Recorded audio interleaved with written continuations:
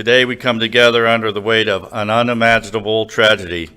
As we prepared for Hurricane Milton's arrival, Milton brought us a number of tornadoes that impacted us. They ripped through our community as well as our neighborhoods, leaving behind a path of destruction. The damage was widespread throughout Martin County, and in particular, it's important that we note the neighborhoods that have been affected. New Monrovia, Mariner Sands, The Preserve, Mariner Village, Rocky Point, Manatee Creek, Doubletree at Lost Lake, Country Club Cove, Alicia Street, Citrus Boulevard, and Degler Court. I had a chance to visit a few of those areas last night and today to speak with some of our residents who are now facing immense hardship. I also had a chance to see our first responders in action. It was an impressive operation as they transported and cared for the residents in their need. It's also important to note that Martin County collectively and all of its agencies and constitutional officers, sheriff, fire rescue, public works, building, utilities, all work collaboratively throughout the storm to address the needs of our community, and I'm very proud to have worked with all of them and continue to do so. The road to recover may be long, but we stand here before you ready to serve. The strength of this community will prevail, and together we will rise stronger than before. We have some important information to provide you on what we're doing to respond and help those in need. First, Sheriff Snyder. Thank you, County Administrator Donaldson. The first thing I think most people want to hear from me is whether or not we have a curfew tonight. The answer is no. We've lifted the curfew. Alongside of that, though, I do respectfully ask all of the community to respect the fact that we have first responders moving to areas that don't have power, no lights. We have businesses without alarms. So we all have to be on our best behavior tonight. Again, if you don't have to be on the roadway, please don't be on the roadway. I was out all night last night, and I can tell you that the rubbernecking is a factor. People came out to see what was going on, and the more traffic that we have, the more danger it is to our firefighters and our law enforcement personnel. I don't expect to reinstitute the curfew. We had over 500 tornado-related calls come into the Sheriff's Office 911. All of those were handled by either Martin County Sheriff's first responders or Martin County Fire Services first responders. Earlier today, our air unit surveyed the damage. We're going to release that tape. I think, Christine, you may have already released it.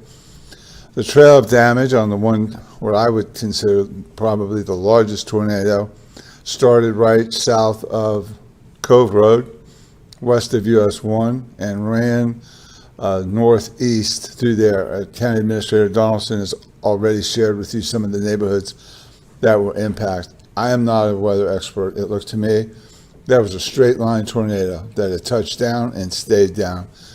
Some of the homes were completely destroyed, roofs ripped off, walls knocked down. By God's grace, as of now, we have no casualties to report. We did have multiple injuries. I know one of my deputies found a woman who had been blown through, I imagine, to a window or a door, laying out in the yard with a broken leg. One of my captains had to transport somebody with a fairly serious head injury. Fire rescue was so busy that we ended up having to do the transport. So it was a long night, and I would love to publicly acknowledge the hard work of my first responders and the firefighter first responders. I know the chief is not going to take the accolades, but I have to give them. They were phenomenal last night. We did search and rescue through the evening. We've cleared over 100 houses, going door to door. Those were the homes that were so damaged that we had to go and check between the fire services and the sheriff's office. We have not found any casualties. Throughout the night, I was very fortunate. We were fortunate. Our deputies were safe in the main, although they were cutting logs, trees that were down all around the county. That made it possible this morning for people to get out of their neighborhoods. But I did have two deputies that were injured and had to go to the hospital. They weren't serious injuries. One a log cutting with the chainsaw. Apparently broke his toe, and I have another deputy. She also was injured in removing. You can well imagine cutting large tree trunks really off the roadway in the middle of the night with no lighting and windy and rainy conditions. So we're in good shape for the shape we're in, and we will be out tonight in force. Anybody listening to me, if you could share with your friends, please don't go out rubbernecking. Give these people some privacy. In many cases, their walls are broken down, their belongings are out, and we're not going to allow looters. I give you my word. If I catch you looting, if my people catch you looting, you're going to jail. And because it's the aftermath of a hurricane, you can't even bond out until first appearance. I cannot imagine that the judges in this county will look lightly on anybody who is caught looting. And with that, I will turn it back over to our county administrator. Sally Waite. Good afternoon. Thank you, Sheriff Snyder. Sally Waite, Emergency Management Director, Martin County. Well, we're still responding and managing recovery efforts. During the storm, we had 400 people in our shelters, as well as 11 pets. Our shelters are all now closed. And as Don said, residents, businesses, and schools in Martin County were impacted. We're still assessing damage. At last count, we are looking at nearly 600 homes with varying degrees of damage. We are providing services and supplies directly to those affected neighborhoods, and will continue to meet with our Human Services branch until all the needs are met. FPL has restored service to 44,800 homes and businesses in Martin County, but we still have about 15,300 without power. The National Weather Service will be here on Friday to confirm touchdowns and the strengths of the tornadoes that came through, and we are working with the Florida Division of Emergency Management to document all the property damage and bring in the necessary resources. So to stay up to date with our latest information and resources, please visit our website and follow us on our social media channels. Fire Chief will be next. Thank you. Good evening. Chad Chanchuli, Fire Chief, Martin County Fire Rescue. I really just want to give an update of the events last night. So as the sheriff stated and everyone else has stated prior, we had all assets on the ground throughout the day, throughout the night. And the biggest thing was because of the tornadoes and the damage to the residential homes. The primary thing that we're worried about with these homes is how we search these homes. And I just wanted to make sure that I get the point across clear of how long the process takes, but yet how quick and efficient it is at the same time. What I mean is this. When we first search a home, it's a very hasty search. Last night, we entered every structure that was damaged to make sure that nobody was in there that was injured, and we cleared all the homes in that single day. However, we still have a secondary search to do. A secondary search of each home. This is roughly 600 different homes in our neighborhood that we have to be very methodical about that. So much so that we have had all of our crews out there all day in coordination with the Sheriff's Department, but the biggest asset that we just received is the National Guard. The National Guard is now, we have roughly 60 troops with us, and they're integrated with our fire service, and we are now doing all of our secondary searches. Our primary searches, we are 95% with all of roughly 600 homes, we're 95% complete. The secondary search, we are roughly 50% complete with those searches. They will continue throughout the day, throughout the night. But by the end of the day, our objective is to complete all primary and secondary searches at 100%. And again, for the community, I want to thank you for allowing us to get out there and do what we have to do unimpeded, which means people aren't out there just looking around to see what the damage is. We need to be able to be mobile, and there's a lot of hazards that are still not identified yet, that still have not been corrected. So give us time to do so. If you do not need to be out, please stay indoors. Give us a couple of days to get all this worked out so we can get back to a normal life. Thank you. Superintendent. Thank you. Good afternoon. Michael Main, Superintendent of Schools. Our district team has been able to visit each of our school campuses and report any sustained damage from the storm. I'm relieved to report that all of our schools, with the exception of Murray Middle School, sustained little damage. Unfortunately, Murray Middle School has experienced damage to 3 of the main buildings, all but not able to be used at this time. We currently are evaluating the extent of that damage along with Cotton, our disaster restoration company. Thankfully, the buildings are located on the corner of the campus away from a majority of the other buildings. We still do have a few schools that are without power, and FPL is working to correct those power outages along with all of the other outages throughout the community. Right now, we're planning to reopen all schools on Monday, October 14th. For students and families of Murray Middle School, we will be sure that upon students and staff returning to campus, they are kept away from the areas that sustain damage so that they are safe and we can get back to normalcy for our students and our families. Our hearts go out to the families who have been impacted by the storm, and we understand that this can be a challenging time, and we're here to support you. Please make sure that you're following our Martin County School District webpage, www.martinschools.org, for all latest updates. We will work with families who are impacted by the storm for excused absences should you need to keep your students home because you've been directly impacted. And for all of our families, our staff members who have been impacted by the storm with damage to their homes, we will work with them as well as we go through. This experience reminds us of the strength and the resilience of this great community of Martin County. We are united in our commitment and support of one another, and all of the local municipalities have been working wonderfully together. It is definitely a team effort, and I appreciate everyone and in their support of the school district. Our community has shown incredible resilience, and I have no doubt that we will continue to move forward together as a family. Thank you. And with that, we'll open it up to any questions that you might have for us. Superintendent, just to clarify, the main building at Murray Middle School is okay and acceptable for students to return to learn? It is, yes. We walk the entire campus with our disaster relief organization. All of the roofs are sound. There were 3 buildings that were significantly impacted and took a direct hit from one of the tornadoes, and we cannot have students in those buildings. So they are being secured. Cotton will work through the weekend to make sure that all of the items are removed from those buildings, and we are bringing in temporary fencing to make sure that the building is cordoned off so that students do not have access to the affected areas. And in terms of the homes that were destroyed in Martin County, you said there are about 600 that sustained some sort of damage. How many people need a roof over their head, and how are they getting that roof at this point? Sally, do you want to address that? Sure. Right now, we are temporarily housing a few of those people. The majority of them have gone with families. We have pretty much, checked on everyone to make sure they have a place to go.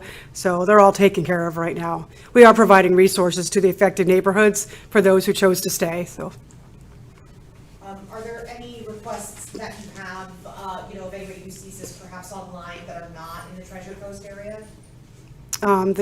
Repeat that question, because I'm going to repeat it Any too. needs from the state or federal government or people who just want to get involved, say just general public, in the hurricane relief effort? Sure, yeah, and you're asking, I'm just going to repeat your question, if we have any resources coming in from the state or any other assets or resources. So we do have recovery resources here right now from Florida Division of Emergency Management. We are looking at opening some type of recovery center so that our residents can go to find out about insurance and FEMA things. That will be in the next few days after we complete all of our damage assessment and make sure we have enough individuals that actually need all that help, which we're sure we do.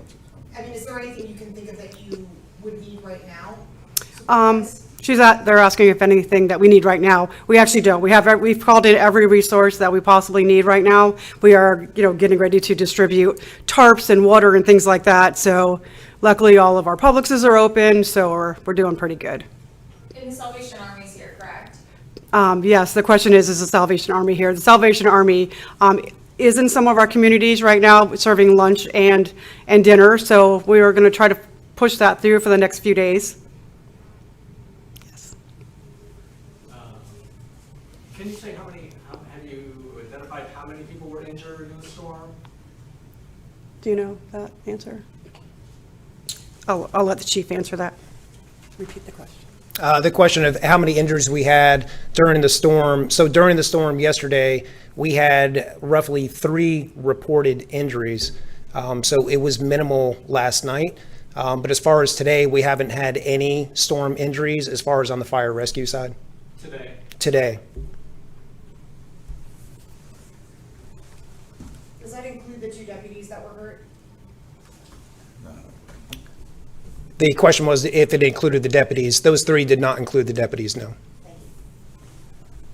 As for the curfew, Sheriff, there was no reports of anyone attempting to get into any of those damaged structures? Right. The question is, did we have any reports of looters, anybody trying to get in? The answer is no. Excuse me. We were upstaffed last night. We had neighborhoods covered. I will add, though, that all of today and throughout the night, some of the neighborhoods that the county administrator mentioned do have law enforcement cordoning off the area, that we've blocked off streets. I know that the Monrovia area, which is south of Cove Road, kind of west of Railway, you can't go back in there unless you live there. And so again, I'm being redundant, asking people, please don't go sightseeing. That just stops my deputies, and they have to go out and check everybody's ID that's coming in. Any other questions for law enforcement? Okay. I'll just make one quick follow-up, and that is, there are you asked, do we need anything else? There are a lot of unmet needs for those folks that have had their homes destroyed, and so we'll be working with the state on getting them personal assistance, whether it's SBA loans and help them with their insurance. Typically, after an event like this, we'll set up what is a disaster recovery center, DRC. We're not eligible for that at this time, but we will be requesting that. And so we'll be continuing to work with our communities to help them rebuild. And I think your other question was, if you're out of state, is there a place that people could to help? Of course, there are nonprofits out there. Martin County has a number of specific nonprofits that will be looking to help with the citizens' recovery. You know, United Way. We have a lot of others here that we work with. I think the governor has noticed some nonprofits that he's promoted to. So I would certainly ask any citizens that want to help the residents of Martin County or others impacted by Milton to seek out a reputable nonprofit that can provide assistance to our friends and neighbors that have been impacted by the storm.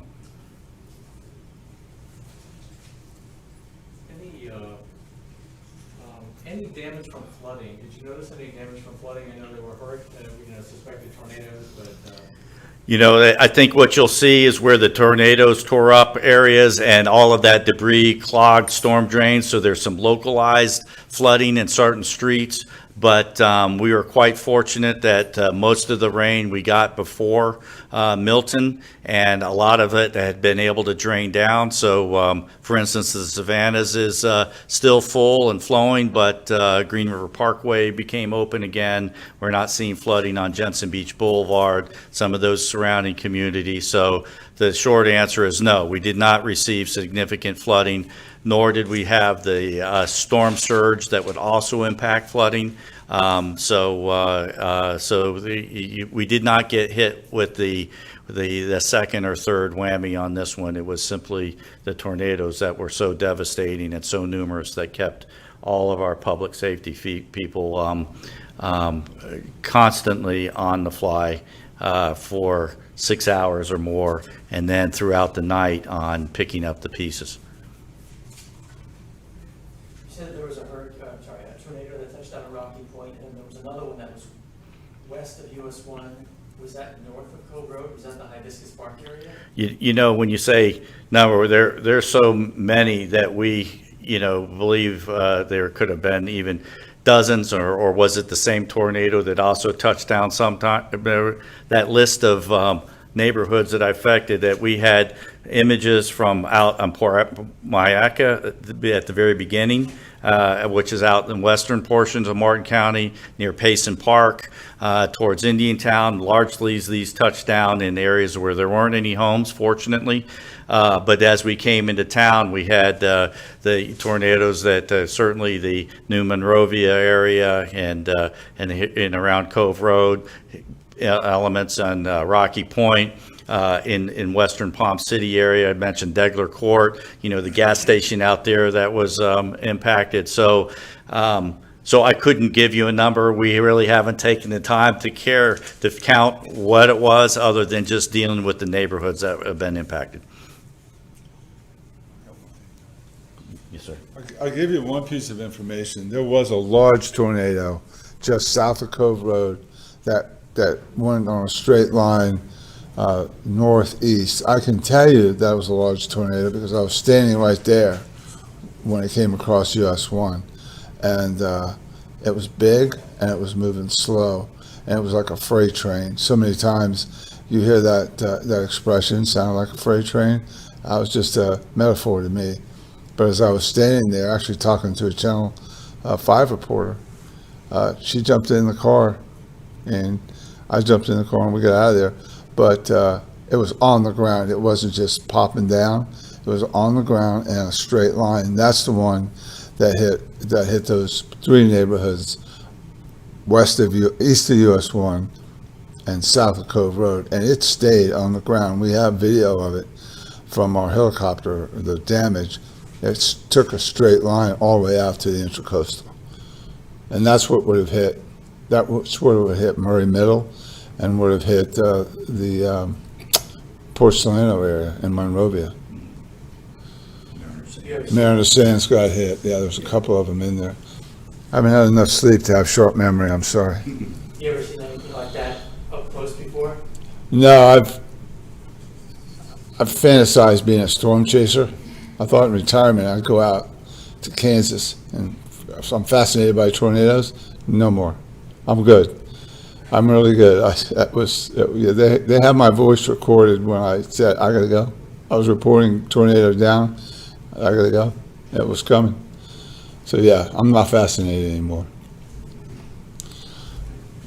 I'll share this. Y'all have been great. We needed to get a lot of this information out. You've been good partners. I think the community has been well served by all of our local networks. I'm not just saying that. I had a moment or two to see some of your reporting, not much of it. I missed most of it. Y'all were good. And people, when they stayed home and watched TV, they knew what was going on. So thank you.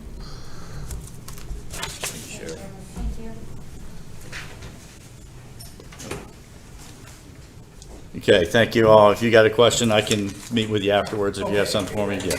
Thanks.